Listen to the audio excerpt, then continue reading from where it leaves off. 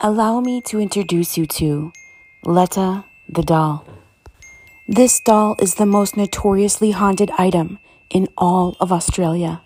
So famous, in fact, that he has his own Facebook and Instagram pages.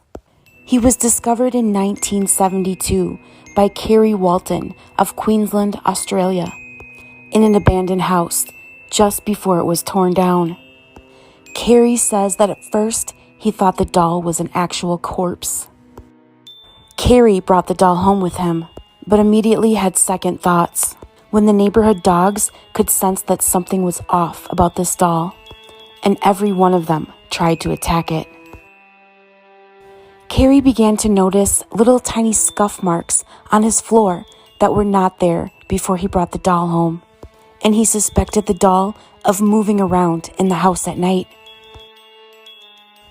In fact, there were many times when this doll was spot moving all on its own. Kerry brought the doll to a museum in Sydney, and by the nails on his boots, they were able to determine that he was over 200 years old.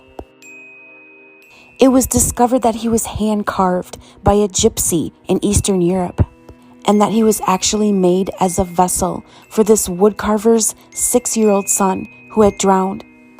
The doll was actually created to hold his spirit. It is a common belief in the culture of gypsies that the souls of the departed can be transferred into objects. And the object most commonly used for this soul transfer is a doll. Museum staff in Sydney also discovered that the doll had human hair, and underneath that hair was an exposed, carved brain. But perhaps the creepiest thing of all is how this doll got his name. He is called Letta because screams were often heard coming from the doll that said, "Letta me out."